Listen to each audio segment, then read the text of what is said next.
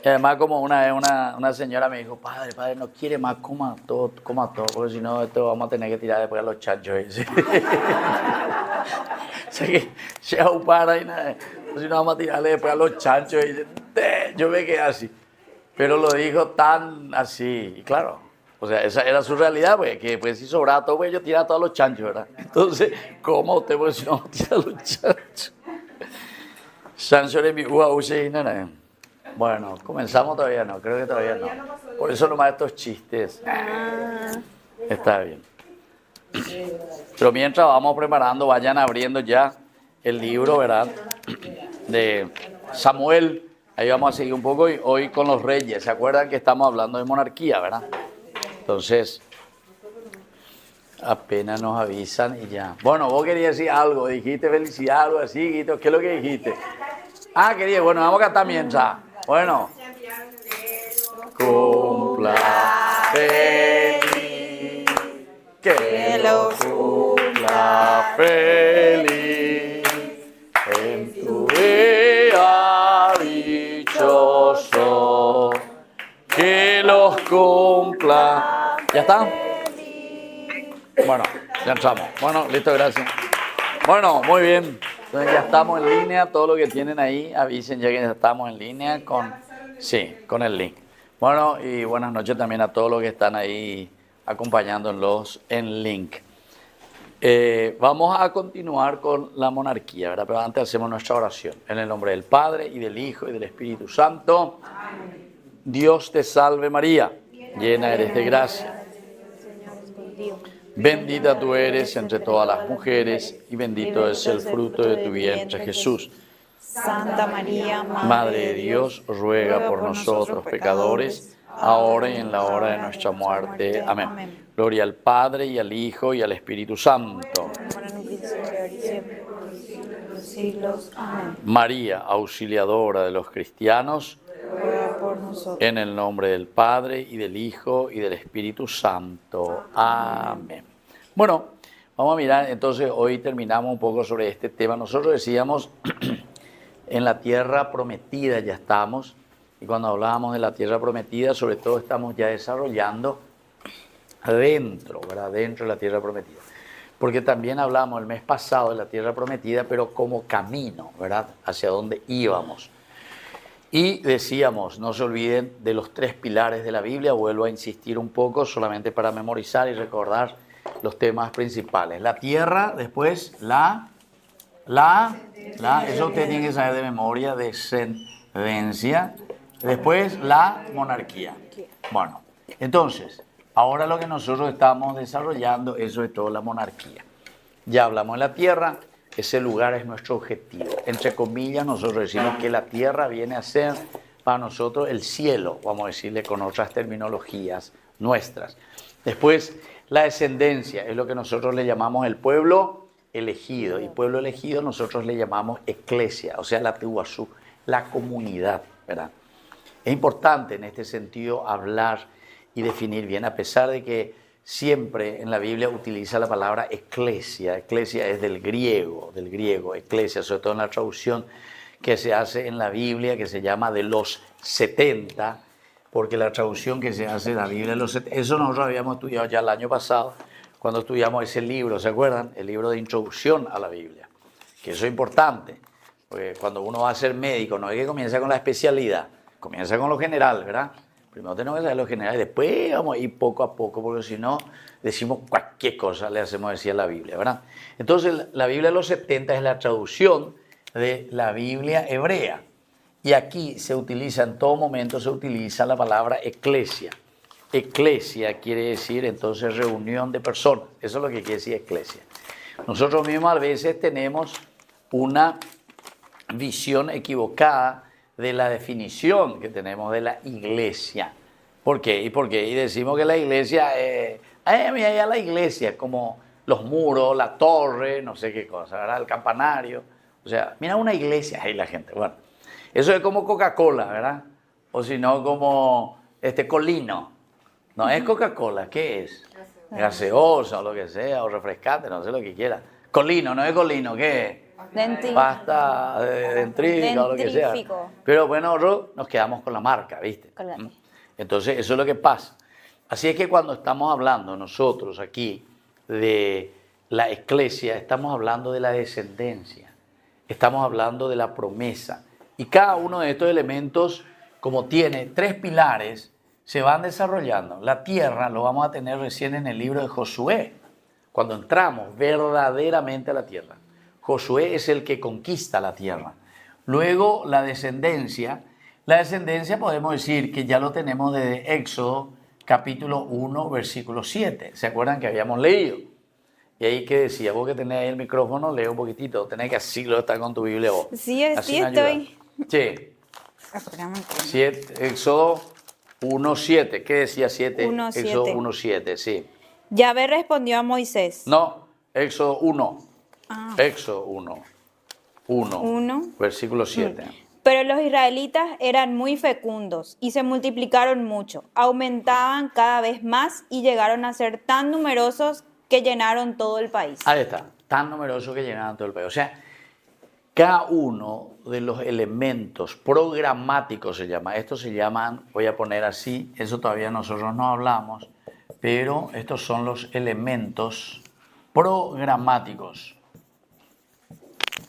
Programáticos. La Biblia tiene elementos programáticos, es decir, tiene objetivos claros a donde quiere llegar. No es que la Biblia se escribe así nomás porque se me ocurrió algo, a San Pablo se le ocurrió algo, no. Había problemas concretos que tenía que responder San Pablo. O el autor sagrado de cualquiera de los libros, los 73 libros que tenemos aquí. Entonces, cualquiera de estos libros responden a un objetivo. ¿Por qué se escribe el Génesis? ¿Por qué se escribe el Éxodo? Después ya nos preguntamos, ¿y quién lo escribió? ¿Quién es esa comunidad o quién es ese autor? ¿Verdad? Hoy justamente lo que estuvieron en misa o lo que leyeron, por lo menos la explicación de la palabra de Dios del día de hoy que leíamos desde el libro del Éxodo, capítulo 28 y luego el 32, ahí se nos presentan 2 cosas importantes, que Dios le da, dice las tablas de la ley, que Dios escribió con el dedo, dice, con el dedo. Uno que no estudia y agarra la Biblia, yo escribo con el dedo y con su dedo, le mete el dedo. ¿Qué dedo de Dios? Dedo de Dios significa simplemente que con eso el autor sagrado te quiere asegurar y te quiere decir que el que verdaderamente escribe y lo que vos estás leyendo aquí, ¿proviene de quién? ¿De quién? De Dios. De Dios. Eso quiere decir que se escribe con el dedo de Dios. Después incluso estábamos diciendo, ¿verdad?, que las tablas de la ley, así como el Éxodo ahí te dice, se escribió de un lado, del derecho, y del revés, del otro lado. ¿Pero por qué te dice eso? Porque los mandamientos de Dios ya están completos. O sea, ya está llena esa piedra, ya no se puede escribir en ningún lado. Eso nomás te quiere decir. Porque normalmente, ¿qué es lo que el israelita o cualquiera de nosotros quiere hacer? Quiere cambiar las leyes de Dios. Quiere agregar lo suyo. ¿Entienden? Entonces todo va bien, todo esto va bien, todo es relativismo. Lo que insistía tanto el Papa Benedicto XVI, ¿verdad? Insistía mucho, y sobre todo incluso con los biblistas, ¿verdad? Entonces cuando apuntaba y decía que lo que está escrito en la Biblia significa que aquí está, con ese mensaje te está diciendo que aquí está todo lo fundamental para que vos puedas hacer el camino de Dios. O sea, ¿qué querés buscar algo más, verdad? Y no, aquí está. Entonces buscar eso, entender eso. Y por eso ya dice, no hay más un espacio libre para que vos pongas algo más. Dios ya escribió todo. Bueno, y así. Esas son las significancias importantes que nosotros tenemos que entender. Y luego está la parte de la monarquía, y eso es lo que estamos desarrollando en este mes de julio. Entonces, al decir monarquía, estamos hablando de qué cosa, de organización. Es decir, nosotros aquí entramos, podemos decir también estrategias. Estrategia, es la estrategia bíblica. Porque la Biblia, bueno, es una cosa caída del cielo. No es una cosa que te viene ahí y como muchas veces, porque está escrito aquí, porque tiene que hacer esto y porque va a suceder. No sé cuántas mil veces yo ya escuché ya que el fin del mundo va a venir tal fecha, tal hora, tal mes, tal lugar. ¿Se acuerdan? En Estados Unidos, en Texas, hasta gente que se quedaron todos encerrados, hacían cualquier bebida, hasta murieron todos, ¿verdad? O sea, todas esas cosas. Y no permitían, después la policía que quiso entrar, hubo balacera de aquí para allá porque ellos se defendían. y le disparaban, etc. Porque estaba la fin del mundo, ¿verdad? Y así, bueno. Pues entonces, eso quiere decir que nos falta, ¿verdad?, entender un poco. Y aquí nos habla de una verdadera organización. La Biblia te habla de estrategias y la estrategia siempre va a estar abierta a la realidad donde nosotros estamos viviendo. Nosotros no podemos hoy vivir como se vivía en el año 1800. ¿Entendiste? Vos vivirías como el año 1800, sin WhatsApp, sin tu sueldo, sin no sé qué cosa, etc. Bueno, entonces, no sé cuántas cosas. Era otra realidad. Pero entonces, nosotros también hoy, atención a lo que le voy a decir, hoy tampoco podemos ponernos a criticarles y a los que vivieron en el año 1800, ¿eh? No se pongan a criticarles, porque ellos vivieron su tiempo y vivieron en su realidad. Si a nosotros comienzan a criticarnos, y se ve que alguno va a criticarnos en el año 2100 o en el año 2200, que nosotros, no sé, ya solo Cusuhuea ya vamos a hacer eso de esta tierra, ¿entiendes? Recuérdate que eres pueblo del pueblo, ¿verdad? Entonces no vamos a estar aquí nosotros. Nuestra generación va a pasar, va a pasar. Y muchos de nosotros ya nos queda muy poco, ¿verdad? No nos queda tanto. Y entonces, ¿se dan cuenta? Lo que nosotros vivimos hoy y los que vivirán en el futuro es otra realidad. Es otra realidad. Y ellos, sin embargo, van a tener la Biblia siempre ahí presente. Y ellos van a tener que interpretar ¿de acuerdo a qué? De acuerdo a su realidad. Bueno, ya más adelante vamos a seguir hablando sobre esos elementos. Bueno, pero por lo menos estos elementos programáticos son necesarios porque cuando estamos diciendo, este es el programa. ¿Se acuerdan que una vez hablamos de eso? Cuando ustedes se van, no sé si alguna vez les tocó a ustedes ir a la colación, era al final, ¿verdad? Al final, el sexto grado, quinto grado, no sé, el primer curso, segundo, cuando los hijos terminaban, entonces te va toda la colación y entregaste la título, nombrelo. ¿Y qué es lo primero que se hace? Te entregan un papelito donde está el programa. Bueno, la Biblia tiene un programa, es el orden, cómo se va a ir desarrollando ese acontecimiento. Primero, himno nacional, todo de pie. A los pueblos. Palabras del director de bienvenida. Escena se va desarrollando. Entrega del pabellón patrio. Y bueno, entrega al final, entrega el título. Y después al final, brindis todo junto como hoy vamos a hacer también, ¿verdad? Entonces, piensa ahí. Todo esto tiene una... La Biblia también. No piensen que la Biblia se escribe así nomás, ¿verdad? Porque, ay, no, hombre, hoy amanecí con tal cosa y vino Dios y me habló un angelito y comencé a escribir. No. Se va hablando concretamente y directamente sobre situaciones que estaban viviendo. Por ejemplo, el famoso Apocalipsis, que tantas cosas muchos dicen, o sea, de aquellos que no estudian, ¿verdad? Esos que no estudian te dicen, pues, ¿qué cosa? Pues el Apocalipsis en realidad estaba respondiendo a una realidad muy terrible y difícil para los primeros cristianos durante la persecución. Por eso es que se habla mucho con los símbolos, porque a través de los símbolos, por ejemplo, a Nerón, si ellos decían, este Nerón es un bandido, que esto es aquello, que se cree Dios, que esto es aquello, ¿qué le iban a hacer? Y le iban enseguida a hacer desaparecer ahí. Usted piensa que le iban... Entonces ellos dicen, apareció una bestia, y la bestia, y ese, su número era el 3, el 666, etcétera, ¿verdad? Entonces la gente no entiende, entonces te busca. Ese mitad y varón nació ahí, fíjate en posición en su cabeza, no tiene el 666, yo de carne, yo de cobra 66. No tiene nada que ver, ¿entiendes? Y así, apareció, por ejemplo, dice, este es un dragón con 7 cabezas y con 10 cuernos. La gente porando. No, en ese momento se estaba refiriendo a los 7 peores emperadores que existieron en ese tiempo, ¿entiendes? Con los 10 cuernos, 10 cuernos. Entonces se refiere, sobre todo los cuernos, recuerden, que se puede mirar en positivo y en negativo. Mira que la Biblia en el Antiguo Testamento utiliza mucho, por ejemplo, dice que el arca incluso tenía los cuernos. ¿Por qué? Porque antropológicamente uno sabe muy bien que los cuernos en el buey, ¿dónde tiene la fuerza? ¿Dónde tiene la fuerza? En su muslo, en su pata. No, aquí tiene la fuerza. Por eso es que aquí se le pone el yugo, ¿entiendes? Con eso estira todo. Aquí está la fuerza del buey. Y entonces se le ata los cuernos, ¿entiendes? Entonces, para ellos los cuernos estaban significando la fuerza de Dios, ¿entiendes? Entonces, si uno entiende esas cosas antropológicas, entonces vos decís, ¡ay, ábrelo! La idolatría, claro que después se irá aplicando justamente cuál es la verdadera victoria de Dios, ¿entienden? Pero el simbolismo siempre es un simbolismo que nosotros le decimos antropomórfico, es decir, tiene la forma siempre humana, porque si no, si nosotros no entendemos el lenguaje humano, no vamos a entender nada.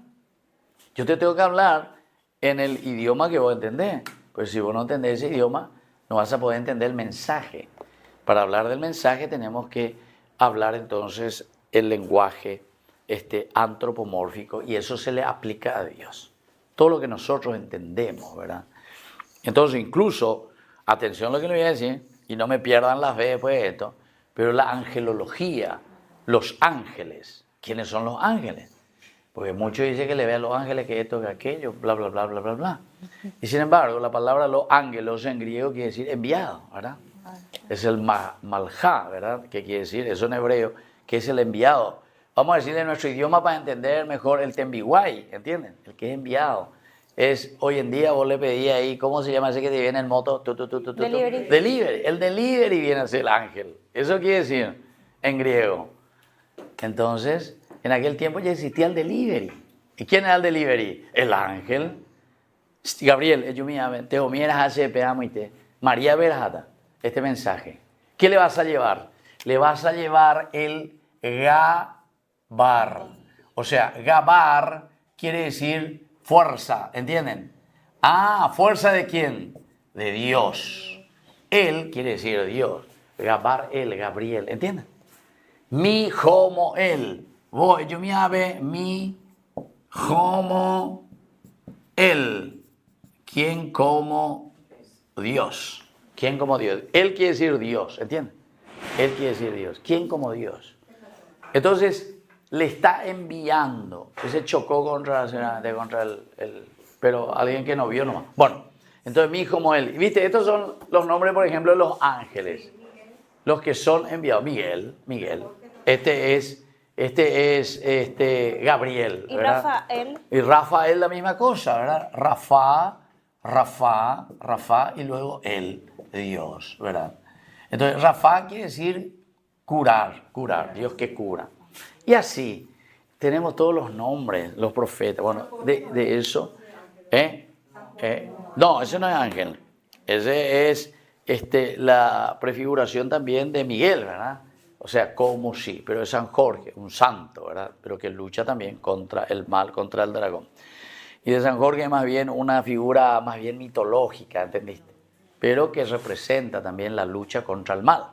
Bueno, entonces, esto como introducción nomás para poder entrar, porque estamos ya al final, ¿verdad? En este último lunes, no vamos a nunca desarrollar todo esto, porque esto, todo un año podemos hablar solo de este tema, de lo que es la monarquía, ¿verdad? Yo ya hace más de un año, no sé cuánto ya que comencé ahí, pero por la televisión, todos los días, 1 hora, todos los días. Y estoy recién en el segundo libro de Samuel, capítulo 8, ¿verdad? Capítulo 9 ahora comencé. Estoy desarrollando, capítulo por capítulo, versículo por versículo. Si no pueden ver en la tele, miren a través de YouTube, porque ahí van a encontrar. Ahora estoy grabando así de a poquito, pero solo un versículo, porque no podemos hablar. Si voy a hablar de general, al final la gente no vuelve a entender. ¿Por qué? Porque habla tan general que se pierde, ¿no? Tenés que hablar de uno a uno, incluso ahí palabra tras palabra, y tampoco podemos hablar todo todavía, ¿verdad? Porque, o si no, nos llevará demasiado tiempo. Bueno, pongan ahí como elemento principal que todo lo que nosotros decimos de monarquía primero es, ¿qué cosa? Organización. Ya estamos en la tierra prometida, Dios nos dio, hemos conquistado. Ahora tenemos que organizarnos. ¿Qué es lo que vamos a hacer dentro de esta tierra que el Señor nos ha dado? Tenemos que apuntar siempre a un objetivo. La vez pasada leímos Josué capítulo 24, ¿se acuerdan? Josué capítulo 24, donde hablábamos desde el libro de Josué, el capítulo 24, lo que él haría, ¿verdad? Josué haría. Cuando ella se está por morir también le llama a toda la gente y le dice, ¿saben qué? Esto es lo que Dios nos ha dado. Nosotros seguiremos, dice, yo seguiré, voy a hacer. Por lo tanto, teman al Señor y sírvanlo con integridad y lealtad. 24:14, ¿verdad? Dejen de lado a los dioses que sirvieron sus antepasados al otro lado del río y Egipto. Sirvan al Señor. Si no están dispuestos, miren lo que le dice, siempre te presenta lo positivo y lo negativo. Si no están dispuestos a servir al Señor, elijan hoy a quién van a servir. Si a los dioses a quienes sirvieron sus antepasados al otro lado del río, o a los dioses de los amorreos, en cuyo país ustedes ahora están habitando. Pero yo y mi familia, miren, serviremos al Señor. A eso es lo que estaba queriendo llegar, ¿entienden?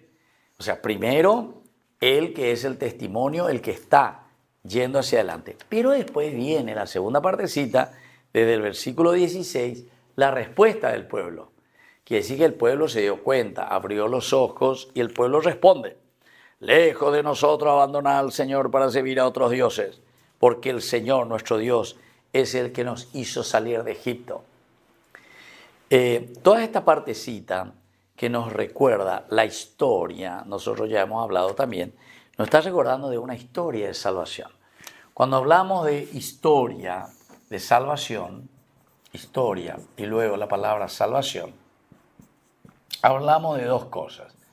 Historia quiere decir que es una cosa bien concreta, bien concreta. No es una ficción, una cuestión angelológica o una cuestión mística o una cuestión irreal de visiones, ¿entienden? Historia es algo bien, entonces, concreto. Esa es la historia, bien concreta de la historia. Pero después te está hablando de una historia y en esa historia bien concreta, si ustedes quieren decir, digan en todos los idiomas que sepan. En castellano nosotros decimos pisar tierra, ¿verdad? En portugués, ¿cómo se dice? Pé no chão. En inglés, ¿cómo se dice? ¿Quién habla inglés? Nadie. En italiano, ¿cómo se dice? De cuál dice. Pero busquen todos los idiomas. En guaraní, ¿cómo se dice? Bueno, ¿cómo se dice en guaraní? ¿En guaraní cómo se dice? ¿Cómo se dice en guaraní? Ne pone un baile, ¿verdad? En guaraní te dicen así. Cuando vos sos medio allá, aéreo, pegando por un baile. No por un baile. Interesante. Pé no chão, pisar tierra. Esa es medio traducción directa con el castellano. En guaraní nos dice Perú y vire. Ne por un baile, ne por un baile. Y es en inglés también, padre. ¿Vos sabés? ¿Cómo? ¿Vos sabés inglés? Y decir como en inglés. Sí, claro, por eso te pregunto. ¿Cuál, no, yo qué no es? sé, vos sabés. No recuerdo. No sé. Sí, yo sé. Pero no sé cómo es en hebreo. Está bien. Bueno, y así.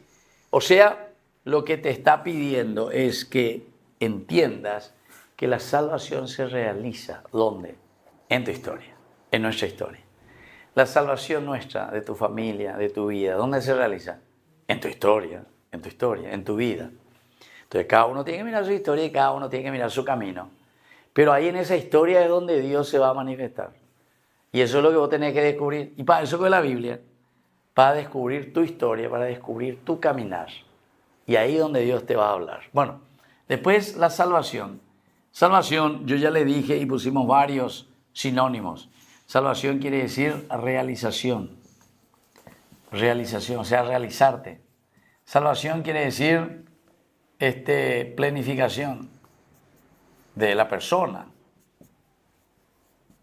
Planificación. Salvación quiere decir dignidad, dignificar al hombre. Dignificación. Y así. Ustedes pongan todo lo que es sinónimo de estas palabritas. Quiere decir, como dice también, ¿verdad? San Pablo insiste mucho, lo que Dios quiere, ¿qué es? Es la dignificación del hombre, la realización del hombre, su planificación. No que el hombre muera, sino que el hombre viva. Entonces, se refiere a eso. Pues una vez se ve la palabra salvación, se nos queda muy en el aire. Como incluso en guaraní. ¿Cómo se dice en guaraní salvación? ¿Cómo se dice en guaraní salvación? Pusero. Ahí está, menos mal. Primera vez que se acordó. Pusero. Y porque yo siempre, pusero. Anoten ya eso. La próxima te voy a preguntar. no. Pie, pues no. Una vez yo dije eso ahí, pero allá en la campaña yo pensé que me iban a entender todo, ¿verdad? Yo dije, ya, en Semana Santa era, Curusure, ya después no, Pierre y Meco, etcétera, en guaraní le metí yo entusiasmado. Que estaba una profesora de guaraní, y después vino y me dijo, para ir a la misa, para ir dijiste una palabra, pero ¿para dónde existía ella? Pues no, y me la agradecía que ella, pues no. Y entonces le dije, no, le dije. Y mira que yo me quedaba en la casa de ellos a dormir, porque allá en el fondo de la campaña, ¿verdad? Y en la casa de ellos, etc. Y ella era profesora de guaraní. Y entonces, después le dije, claro que existe. Le dije, no, yo soy profesora de guaraní, pero no existe. Y ella dije, que vos no sepas es otra cosa, pero que no exista, no me digas. Allá están drogas, ya está, Erico y con la diccionario, Areco. Bueno, y nos fuimos a su casa después ya para cenar o para llevar la función, ojo. Las 11 veo una vez directo a la diccionario, pues se quede diccionario. Cállate. Pues si no encontró salvación. Debe ser así, debe ser. Bueno, ¿se dan cuenta? Entonces, la salvación, porque alguna vez ni ahí no entendemos en guaraní, y en castellano tampoco. Salvación. ¿Qué quiere decir salvación, verdad? Entonces, pues si no dice, pues si no, no sabe ahorrar, ¿verdad? Entonces, lo que quiere decir es esto, ¿verdad? O sea que verdaderamente cuando uno se salva es porque quiere decir que salvarse significa realizarse, planificarse, dignificarse el hombre. También es de la propagación del reino de Dios. Porque donde está Claro, exactamente. Bueno, y ese sería el objetivo, ¿verdad? El objetivo es siempre llegar al reino de Dios. Y llegar al reino de Dios solamente vas a llegar cuando el hombre está realizado. Esa es la frase que yo repetí, siempre repito mucho en mis charlas, en donde encuentro, le meto, porque me gusta San Ireneo de Lyon. La gloria de Dios es el hombre viviente. Repitan eso y anoten. La gloria, porque ese sintetiza la gloria de Dios. ¿Qué es la gloria de Dios? Es el hombre. Pero cuando él te está diciendo viviente, Profe, ¿puedes repetir quién dijo eso? Ireneo de León. Ireneo, aquí lo voy a poner. Ireneo del año 150 es este santo, ¿eh? Ireneo, padre de la iglesia, de León. Ireneo de León, imagínense. O sea, está muy cerca del Evangelio, está en el año 150. 150 después de Cristo. 150. Y él entonces, en su reflexión, él descubre, ¿verdad? Y dice, lo que la Biblia está diciendo es, en el fondo, lo que está buscando Dios como objetivo, como cuestión programática, es que el hombre se realice, que el hombre viva. Por eso yo suelo decir, y todo esto, si ustedes conocen cada vez más la Biblia, ustedes van a entender todos los sacramentos, todas las cosas que nosotros hacemos, todo está, pero en una hilación, pero directa con cada palabra y con cada mensaje de la Biblia. Por ejemplo, el matrimonio, ¿verdad? El matrimonio está justamente, pero unida totalmente a esto. O sea, si vos sos un amargado en tu matrimonio, entonces entendás, ahí el hombre viviente. Ahí el hombre viviente. Sos el hombre amargado, o la mujer amargada, o la mujer frustrada. ¿Entiendes? Así de sencillo, tu matrimonio. Entonces, está todo unido a eso. El asunto es que nosotros no pensamos y nosotros buscamos solo, ay, chepirimba, porque, ay, no, milagreros. Yo cuántas veces ya le dije, San Juan por eso nunca utiliza la palabra milagros, utiliza la palabra signos y señales. ¿Por qué? Porque a través de los signos y señales, ¿qué es lo que vas a hacer? Llenen estas tinajas, quiere decir que ustedes tienen que trabajar, ustedes tienen que llenar las tinajas, hasta el borde, no, hasta la mitad. Ay, ya me cansé. No, hasta el borde. Cuando vos llenaste hasta el borde, ahí entonces, sí, Jesús, allá vos va a la llamada. ¿Hiciste todo? Sí. ¿Buena Jeva? Sí. Ahora vos saca un poco lo que hiciste y sacan y encuentran el agua convertida en vino. No es entonces que Jesús se fue y dijo, ¡oh, que ahora no! convierte. ¡Oh! Tanta energía me desgastó aquí para esta aceitinaje convertir 600 litros de agua en vino, ¿verdad? No.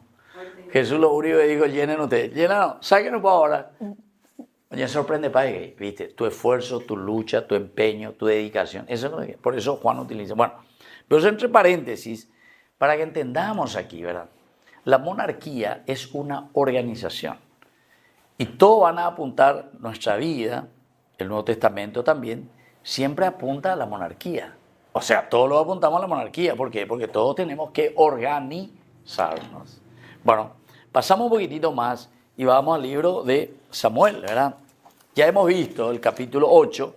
En el capítulo 8, 1 Samuel, es cuando ellos le piden al rey. Leímos la vez pasada, ya leímos todo, por lo tanto ahora nos vamos a leer. Y aquí es donde le habían pedido por un rey. Pero les dice bien, atención, miren, ¿cómo? 8. Capítulo 8, 1 Samuel capítulo 8. Es ahí donde le piden, ¿verdad?, por un rey. Decía, cuando Samuel envejeció, puso a sus hijos como jueces, pero su hijo mayor, que se llamaba Joel, y el segundo Abías, eran jueces en Beersheba, pero ellos no siguieron sus pasos. Se dejaron llevar por el afán de lucro, aceptaron regalos y pervirtieron el derecho. Eso es lo que habíamos hablado, ¿verdad?, aquella vez, ¿verdad?, que se repite hoy también. Se dan cuenta que la Biblia, esto se escribió en el año 500 antes de Cristo, pero el libro de Samuel, la historia que te cuenta es del año 1200, 1250 antes de Cristo, y dice que ellos se pervirtieron. ¿Detrás de qué cosa? Detrás del lucro. A la cuenta. Hasta hoy en día nos pervertimos, somos corruptos, decimos nosotros, detrás de la platita. Después, aceptaron regalo, famoso, vean. Entonces, si vos me conseguís esto, yo te voy a dar una estancia. Si vos me conseguís esto, te voy a dar un coche. Si vos me conseguís esto, ¿entendiste? Todo así, corruptor over. Entonces, ellos, estos jueces, dice que aceptaban esas regalías. Y después al final dice también que pervirtieron el derecho. Eso es lo único que aquí no hay, gracias a Dios, ¿verdad? Aquí nadie pervierte el derecho.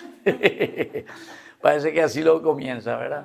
Con eso ya sabemos que se puede pervertir el derecho, entonces ya lo primero que tenés que pensar es cuánto me va a costar este juicio, cuánto tengo que pagar o para salir. Yo una vez estaba, ¿verdad?, uno de los capos así le estaba escuchando, esa vez que hubo el problema ahí con Marito, con Itaipú, que metieron las patas, no sé qué es lo que habían hecho. ¿Qué le costó? Le costó a IPS, cuando eso le costó, $3 millones. Jamás va a pagar. ¿Y ese plata de quién? Es de los asegurados. Ahí está uno de los sindicalistas. No sé si vos sabías eso. Bueno, ahora sabes. Te voy contra Becuera de Coanga. Bueno, y así, ¿verdad? Y entonces se dan cuenta. $3 millones tenía que pagar. Y después, qué movida aquí, qué política, qué perdés, qué queda. O sea, son cosas, ¿verdad? Entonces, el pervertir el derecho. Se dan cuenta, queridos amigos, que aquí no es una cuestión solamente de aplaudir. Ay, que Dios se me apareció. Ay, que Dios se me vino. Ay, que Dios sentí esto y aquello, ¿verdad? Sino que la conversión es verdaderamente penuchón, pisar tierra, pisar la realidad. Tiene que haber el cambio. Y a eso le llamamos reino de Dios, ¿verdad? San Juan no le va a llamar reino de Dios. San Juan le va a llamar justamente santidad, plenificación, justamente él dice. O sea, es la santidad, la realización del hombre. Él apunta más con esa terminología. Bueno, de aquí pasamos ya directamente y seguimos nuestra historia de esta monarquía. No piensen que todo es fácil, ¿verdad? Porque después ya viene el rey. Pero el primero, Saúl, es muy egoísta. Saúl entonces, a pesar, yo ya le había dicho, Shaal, habíamos dicho, no va a hacer o no va a cumplir ese papel que tendría que haber cumplido como rey, ¿verdad?, como monarca, de organizar. Él se preocupa simplemente por sus bienes, por su dinastía. Él lo que quiere es que su hijo Jonatán sea el rey, etcétera, etcétera. Continúe. Y así. Pero a David, sin embargo, se le presenta como un umbrello, la palomita blanca, ¿entiendes? La palomita de la paz, David. Es una persona leal, es una persona que podría haber hecho tantas cosas adentro, ya pues. Bueno, ahora comenzamos el segundo libro de Samuel, ¿verdad? Aquí sí ya te presenta un poco al rey David. Y el rey David comienza a trabajar el modelo de los reyes y entonces él, espectacular, él comienza con la unificación. Después, una vez que conquista Jerusalén, él es demasiado, vamos a decirle así, muy respetuoso. Miren, segundo libro de Samuel, capítulo 2. Segundo libro de Samuel, capítulo 2. Sí. Empiezo. ¿Qué dice? David ungido como rey en Hebrón.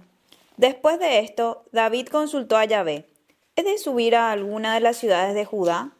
Yahvé le respondió: sube, David. Sube. David preguntó: ¿a dónde subiré? Yahvé dijo: a Hebrón. David subió allí con sus dos mujeres, Ahinoam de Jezreel y Abigail de Carmelo, la viuda de Nabal. David también llevó consigo a sus hombres, cada cual con su familia, y se establecieron en los pueblos en torno a Hebrón. Vinieron los hombres de Judá y allí ungieron a David como rey de la casa de Judá. Ahí está, hasta ahí no. Entonces aquí se da cuenta que respetuoso que es David. El primero que hace, consulta con Dios. ¿Se dieron cuenta? Lo primero que hizo es consultar con Dios. Nunca David va a realizar algo sin primero consultar. ¿Y a quién le consulta? No es algo que llevar a ir a Dios. Por eso a David siempre se le presenta así como el hombre que después también todo lo que va haciendo lo hace bien, porque es Dios el que le está indicando. Entonces, esta es una actitud, lo que la Biblia te quiere enseñar, porque la Biblia pues, es un libro pedagógico, este es un libro de enseñanza, ¿verdad? Para instruirte. Y entonces, te está instruyendo y te está diciendo, este es el modelo. ¿Modelo de qué? De la monarquía, de lo que nosotros estamos hablando. Es el modelo, es el único camino que nosotros podemos hacer si queremos verdaderamente organizarnos. Pues si nosotros somos irrespetuosos, y ahí voy a poder comenzar a hablar de todo lo que vos quieras, ¿entiendes? Una vez que vos tengas el mensaje principal, vos ahora le podés hablar a tu hijo, a tu hija, y vos mismo lo sabes. Si vos, mi hijo, no me respetás, si mi hijo aquí no hay orden en nuestra casa, si cada uno hace lo que quiera, si ustedes piensan que esta casa es un hotel, y entonces ahí ya te puedes decir todo lo que vos quieras, ¿verdad? Porque cada uno hace lo que quiere, hay un desastre total, nadie respeta a nadie, y etcétera, etcétera. Y después ya se pelean. Y entonces, yo eso por ahí escucho, ¿verdad? Hay algunos hijos, algunas hijas, eso que hay coña carne, no le quieren respetar a sus padres, a su madre, ni a nadie. Es como un hotel. Oye, ¿quién? O sea, ojo. Y peor, en Italia, ¿saben qué? Lo que veía yo, que ya tenían 45 años, 50 y eso. Ni se casaban, amor libre por ahí, esos tipos, que esto, aquello. Y todo chupando a quién, a sus padres. ¿A cuándo pagáis hogar? ¿A cuándo pagáis luz? ¿A cuándo pagáis agua? ¿A cuándo pagáis neocaruana? El hijito de mamá y de papá. Y lo peor es que los padres son, no quiero ser grosero, pero son unos, etcétera, etcétera. ¿Qué? Ay, mi hijito, ay, 50 años. Pues sí, un desgraciado le quería decir yo, ¿verdad? Pero claro, es un chupasangre, no sé qué más le podemos decir, ¿verdad? Pero, ¿se cuando dice cómo es? Ah, bueno, y quiere decir que nos falta, ¿verdad? Educación, nos falta formación, incluso formación bíblica, ¿verdad? Espiritual. Porque si uno entiende esto, va a dar pasos importantes, ¿verdad? En su vida. Porque esto pues te llama una decisión personal.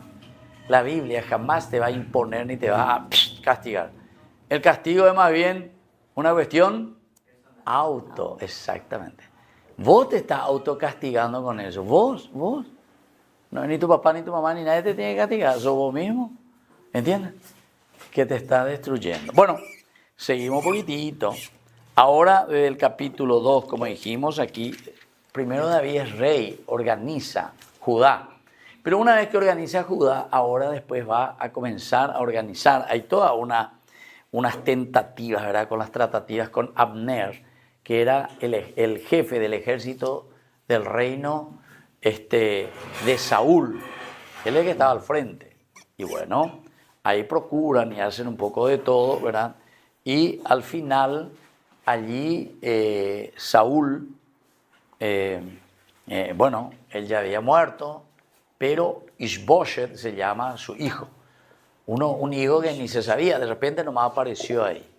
En el capítulo 3, todo eso, David, rey de Judá, Ishboshet, que Abner le había traído, le encontró por ahí, que era hijo de Saúl, y le pone como rey. Rey de Israel. Por 2 años, de Israel, o sea, del norte. ¿Me entiendes? Bueno, y ahí comienza toda la problemática. Pero después, Ishboshet también va a ser asesinado, todo eso. Y ahí ya queda después David libre para poder asumir. Pero se dan cuenta que el autor sagrado también procura presentar a David siempre con todos, entre comillas, vamos a decir, con todos los derechos para ser rey, sin que él esté forzando nada por sí mismo. O sea, él no es un usurpador, así como te muestra aquí. Porque en realidad, si nosotros íbamos mirando así, y David que viene y que lucha contra ellos, y él va conquistando, quiere decir que él sería un usurpador. ¿De qué cosa? Que está haciendo un golpe de estado. ¿A quién? A Saúl. Porque ahí el que tenía que conocer, continuar era Ishboshet, y después los hijos, etcétera, etcétera. Más adelante va a aparecer después, en el capítulo, abran vos, capítulo 8. En el capítulo 8, nosotros hablamos la vez pasada sobre esa oración de David, ¿verdad? Que él agradece por todo, quién soy yo. Yo te y le dice, embargo, Señor, tú me has bendecido tanto, etcétera. Y así continúa. Mira un poquitito las guerras de David, por lo menos en la primera partecita. Capítulo 8, segundo libro de Samuel. Sí, desde el 1. Sí. Conquista de David. Después de esto, David derrotó a los filisteos, los humilló y les arrebató su ciudad principal. También derrotó a los moabitas, los hizo acostarse en el suelo y los midió con una cuerda. Eso, por ejemplo, es interesante. Los midió con una cuerda. Le hizo acostar en el suelo y le midió con una cuerda. Voy un metro bandérico. ¿Entiendes? Interesante. Son formas simplemente para decir, ¿no? El guerrero, el grande, corpulento, ese era peligroso. ¿Entiendes? Seguimos. ¿Qué pasa después? Una vez que lo midió.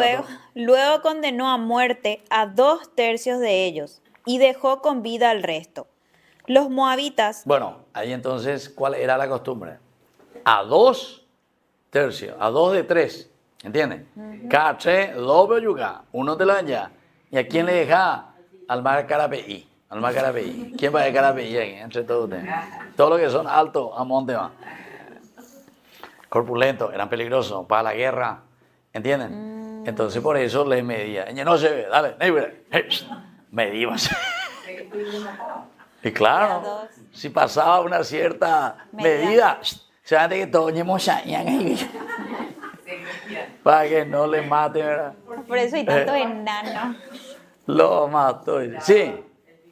Él era descendiente de una mujer moabita. En realidad, en realidad vendría a ser la bisabuela, ¿verdad? Que sería Ruth. Ruth era moabita.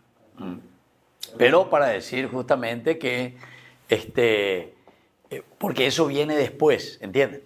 Esto viene después porque había un problema al volver del exilio con Esdras y Nehemías.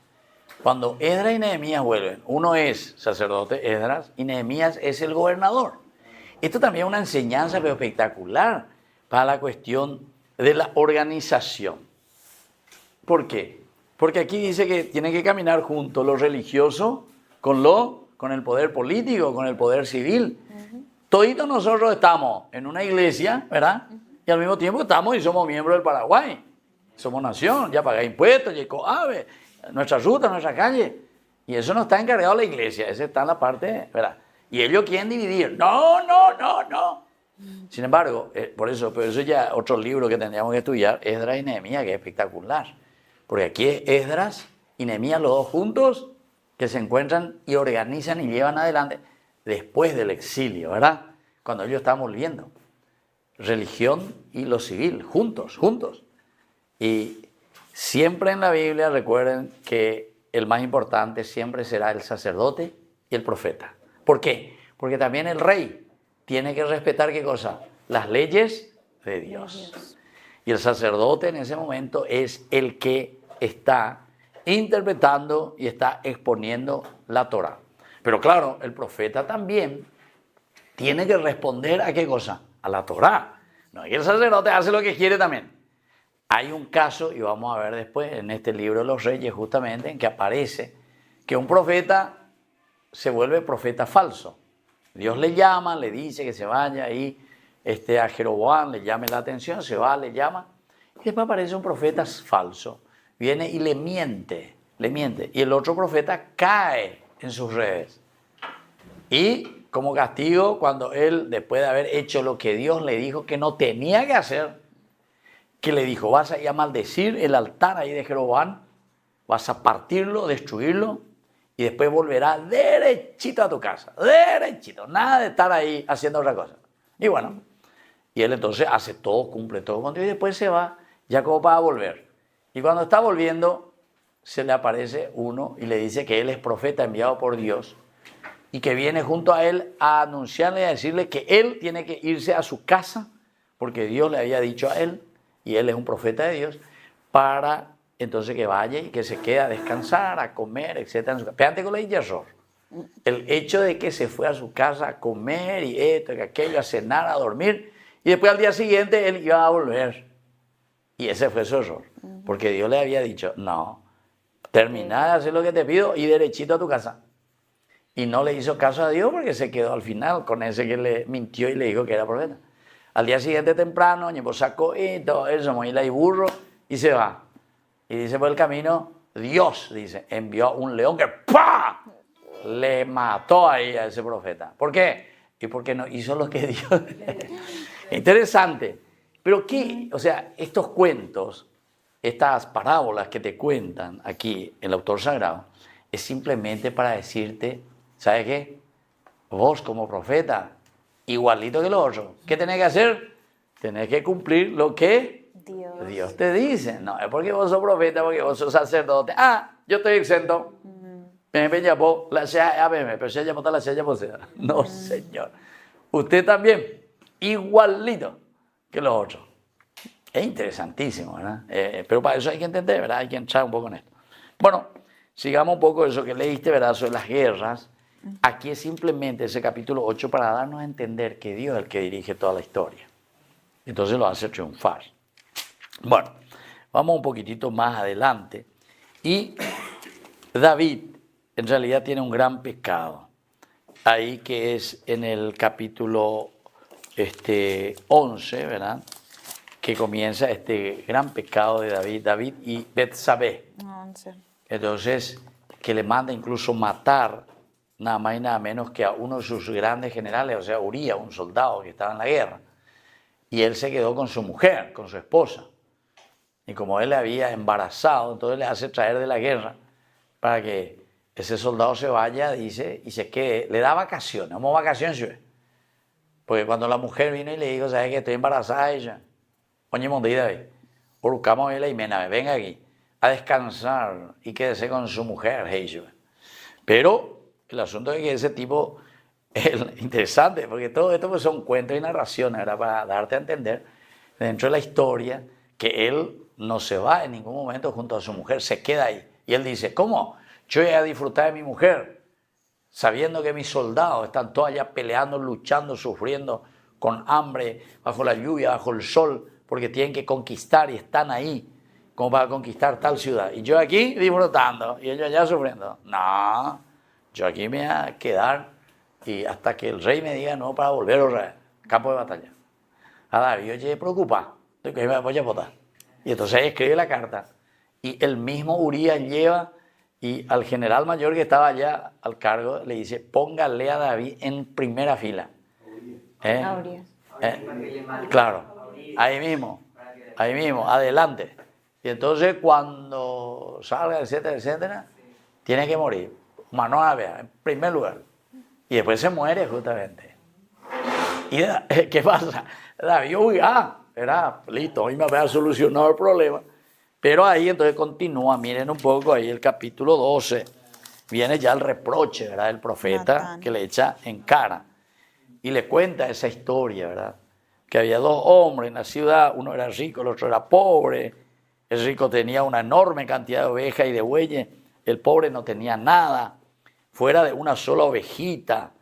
Pero después dice, cuando viene un forastero, ¿qué hace el rico? Le roba la oveja a ese pobre y le ofrece un gran banquete al forastero. Le roba al pobre. Él teniendo, bueno. Y David ahí mismo reacciona y se enoja. ¿Quién es ese? Merece la muerte. Dígame, Natán, ahora mismo. Eres tú, y yo, Natán. Ahí entonces, ¿verdad? Entonces, todas estas cosas es interesante simplemente para que entendamos cómo también, o hay sobre el rey, o sobre quien sea, cuando uno no obedece, cuando uno no hace lo que Dios le pide, ¿verdad? Esa es la enseñanza, ¿verdad?, pedagógica. Pero entonces, la organización, en el fondo, tiene que ser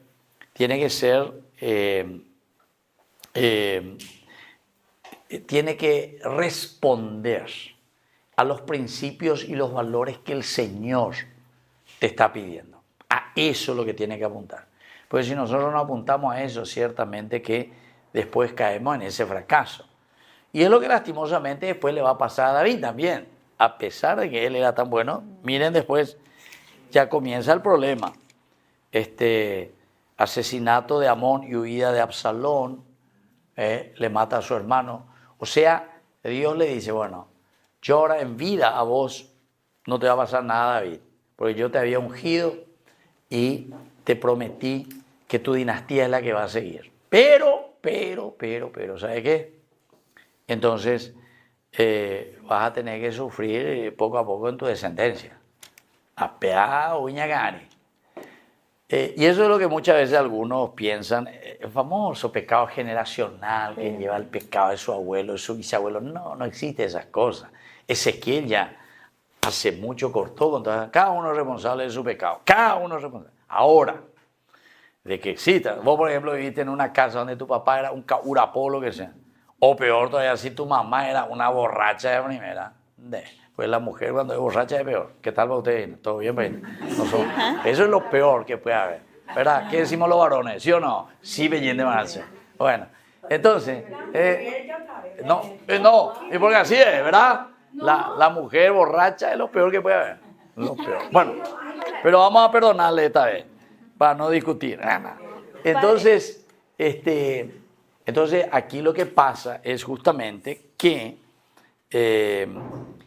cuando le está diciendo todo esto, David ciertamente que después se va a arrepentir, todo eso, Dios le perdona en ese momento, porque en el capítulo 7 de este mismo libro ya Dios le había prometido la dinastía eterna, ¿entiendes? Y por eso dice, pero contigo no hay problema, pero tu descendencia, ¿verdad? Quiere decir que todo lo que es influencia también, eso es lo que te quiere enseñar, lo que nosotros recibimos en la sociedad. Nosotros somos hijos de ¿qué? Hijos de nuestro tiempo. Nosotros respondemos a nuestra sociedad. Nosotros somos paraguayos así como somos de acuerdo a este tiempo que estamos viviendo. Lo que estamos escuchando, lo que estamos viviendo y cómo podemos actuar, hasta qué punto podemos actuar. Algunos por ahí son punta de lanza, como que van más adelante, otros van más, ¿entienden? O sea, todos somos personas que estamos dentro de un ambiente y recibimos esa influencia. Entonces, más bien así tenemos que entender la cuestión del pecado generacional y no como muchas personas quieren entender como si fuese que, mi papá lo era tal cosa, entonces yo soy nada así, ese pecado tengo que ahora liberar y no sé qué, va, el demonio, que está en mí. No. Esas cosas no existen. Ezequiel sobre todo imposible contra eso. Y él te habla claramente, ¿verdad?, de eso. No es que porque mis padres comieron uvas agreses, o sea, verdes, ahora yo que soy, sea tú la yurubela, pero también está el evangelio donde le dicen el ciego que de nacimiento que no era... también, que no era ni sus padres ni el pecado, sino que ese ya es San Juan, ¿verdad? Con otra visión, pero también que apunta un poco a eso. Bueno, vamos a un poco más y después ya comienza toda la cuestión después de lo que pasa con David, y David que lastimosamente va terminando así cuando viejo y termina un poco mal. Pero cuando entramos en el libro de los Reyes, aquí son los últimos años de David y dice, ya estaba muy viejo, muy avanzado en años, y por más que lo abrigaran, no entraba en calor. Bueno, aquí todo está significando simplemente, el calor no es simplemente, ¿verdad?, la parte física, todas esas cosas, ¿verdad?, sino que es todo lo que significa el poder responder a ese llamado que Dios le estaba haciendo. Ya no responde más. Entonces, antes de morir viene la sucesión, vienen los problemas de los que quieren que, dice, las pretensiones de Adonías, del hijo de... Después los partidarios que están con Salomón. A ver, ¿quién va a ser el que va a seguir? David al final le va a nombrar a Salomón. Sí. Padre, ese salmo de la miserere se supone que se inspira en el arrepentimiento de... Así mismo, de ese capítulo 12. Sí, el 50, Salmo 50, miserere, que aparece ahí, ¿verdad? Donde él. Sí. Padre, ¿cómo se entiende entonces ahí que justamente David ya no recibía el calor y le traen una mujer joven para darle el calor? Sí. ¿Cómo se entiende? Y se entiende simplemente como que hay un deseo, ¿verdad? Un deseo todavía de restablecer, de restituir esta organización, porque estamos hablando, al final de cuentas, cuando hablamos de monarquía, decíamos de todo lo que es organización, ¿verdad? Pero entonces quiere decir que hay un momento en el cual ya no me veima, ¿entendiste?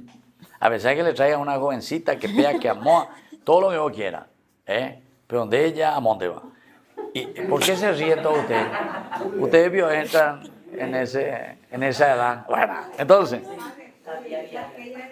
¿cómo? La estrella de David, ¿qué significa? Porque en Tierra Santa nosotros vemos en cada lugar sagrado la estrella. Sí. ¿Y qué significa? Porque tiene varias puntas. 5 puntas. Bueno, pues después vamos a entrar en eso, ¿está? Pues tengo que ver también todo, cada uno tiene un significado, ¿verdad? Un significado especial. Pero no recuerdo bien ahora los 5 elementos, pero vamos a mirar, después vamos a responder sobre eso. Pero siguiendo sobre este punto, ¿verdad? Cuando se le presenta, es simplemente como querer restituir algo que ya no se puede, ¿entendiste? O sea, como diciendo, todo va pasando también. ¿Y qué tenemos que hacer? Tenemos que dejar en manos de las nuevas generaciones, ¿entendiste? Esto también es para pensar, ¿verdad? Y para entender todo lo que, ya que estamos hablando de organización. Hoy en día mismo con nosotros decimos lo mismo. Muchos de nosotros ya no sabemos usar el celular. Venimos vos, mi nieto, tu nieta así chiquitito, y chiqui, abuela, mi hijo, haceme vos una transferencia, sí, ya mandó a su cuenta personal de él. Ande, bebé, ¿cómo le querés tanto a tu nieto? Entonces, está bien, mi niño. Bueno, pero yo a los nietos usted le voy a dar el número a mi cuenta. El QR. El QR. Bueno, está bien. Eso es simplemente para entender, ¿verdad? Todo lo que significa. Y aquí es donde viene toda la transición. Y terminamos por el día de hoy. Voy a hacer nuestro brindis. Los que están ahí de la televisión nos están viendo, ¿no? Entonces, lastimosamente van a tener que comer la torta por virtual. Torta virtual, o si no, también yo voy a vender la torta virtual. Bueno, entonces, para terminar, ¿cuál es la síntesis aquí que te pone, sobre todo de la monarquía en esta organización? Salomón se le va a ver aquí un hombre, sobre todo al comienzo, 2 cosas. Un hombre muy decidido, escuchen bien lo que le digo y anoten. Salomón es un hombre muy decidido. Toma cartas en el asunto.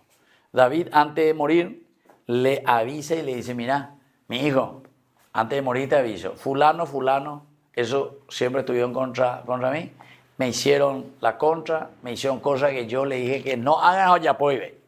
A eso, mucho cuidado. A eso, cuidado porque eso te van a traicionar. Y entonces enseguida Salomón apenas sube en el trono, ¿qué hace?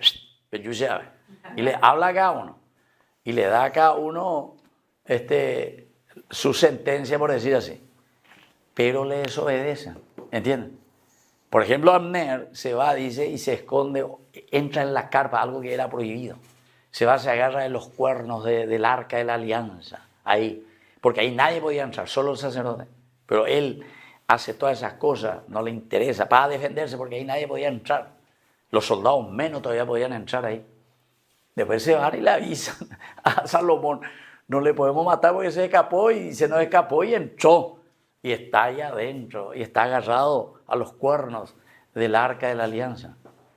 ¿Dónde vio? Y ahí en el Santo Santorum, entró ahí y está. Ya. ¿Y cuál es el problema? Vayan, agárrenle, sáquenle y mátenlo ahí mismo. O sea, decisión total.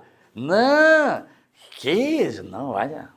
O sea, a David siempre se le presenta como un buenudo, Yahshua. O sea, muy misericordioso al final de cuentas, que en el momento en que tenía que tomar decisiones, claro que eran, por ejemplo, sus hijos, etcétera, etcétera, muchas cosas, no tomó decisiones. Entonces se le vino, ¿viste? Lo mismo, esto es enseñanza. Al final de cuentas, ¿qué te dice? Si en tu casa son buenudos, flojos, y sus hijos se te van subido encima. Y después, tarde piaste, una vez que creció, ahí no te van a respetar más. Y eso es lo que le está diciendo aquí. Entonces, es verdaderamente la disciplina. Por eso, estamos hablando pues, de monarquía y estamos hablando de ¿qué? De organización. Esto es organizar, ¿verdad? Entonces, Salomón comienza a organizar el reino. Y por eso que va a llevar después a un esplendor impresionante, así como te presenta la Biblia. Después el otro, que era justamente el que le había tirado piedra a David, etcétera, cuando él estaba huyendo. Cuando vayamos a Jerusalén, yo le voy a mostrar todos esos lugares, ¿verdad? Entonces, Bajurín se llama, ahí muy cerca, nomás a bajar el Monte de los Olivos, ahí tenés, hasta ahora está esa ciudad que se llama hasta ahora Bajurín, ¿verdad? La ciudad ahora es grande, ¿verdad? Pero en aquel tiempo era chiquitito y de ahí salió, entonces Semei a tirarle piedra a David, vos que sos usurpador del reino, de la dinastía de Saúl, porque era pariente de Saúl, y le tiraba piedra. Entonces David se calla, no hace nada. Pero antes de morir le avisa eso a Salomón, le cuenta, mira que están eso. Y entonces también le llama Salomón a este y le da, vos no vas a salir más de la ciudad. Si salí de ahí, acordate que el día que salí de esa vaina te mandan a Caín. Y entonces un día dice que se le pierde su burro, se fueron, bajearon ahí hacia el Mar Muerto. Y salió el tipo, se fue a buscar a su burro. Y se enteró Salomón. Mátenlo. Aquí mismo, frente a mis ojos, porque yo tengo que estar seguro que le mataron. Esa era otra de las cosas también. ¿Entiendes? Bueno, y así hay muchas otras historias muy interesantes. No es porque quiere mostrarte que era un sanguinario ni nada de eso, sino que lo que la Biblia te quiere enseñar es que, porque esto, en el fondo, la Biblia es una lucha contra la idolatría. ¿Entienden? Eso tienen que tenerlo bien claro. ¿Se acuerdan que el único pecado de la Biblia cuál es? La idolatría. La idolatría. Y eso es la autosuficiencia, es idolatrarse a sí mismo, ¿verdad? Idolatría es todo aquello que en nuestras actitudes somos nosotros quienes nos ponemos por encima de Dios, ¿se entiende? Esa es la verdadera idolatría. No es eso de la imagen, que esto, aquello, que foto, que pega, que eres idolatrado de imagen. No. Eso es porque uno no entiende lo que está diciendo. Entonces cuando te habla de la imagen, verdaderamente es de la imagen de cómo es el hombre. ¿Cuál es tu imagen? ¿Qué imagen tenés verdaderamente de Dios? ¿Y cuál es tu imagen que vos tenés del hombre? Yo tengo la imagen de que yo soy más que Dios, ¿entiendes? Entonces te postras ante tu propia imagen. Te postras ante lo que vos pensás dentro de tu autosuficiencia. Entonces vas creando, ¿verdad?, tu propia imagen. Eso que nosotros siempre decimos, ¿verdad? Entonces, la propia imagen que uno crea. Y bueno, y Salomón entonces le manda a llamar y ahí mismo entonces consolida su reino. Bueno, y esto todo también es simplemente para darnos a entender, termino con esta expresión. Ustedes saben que cuando una dinastía caía, el que asumió ahora el reinado y el que va a comenzar con esa dinastía, ¿qué hacía?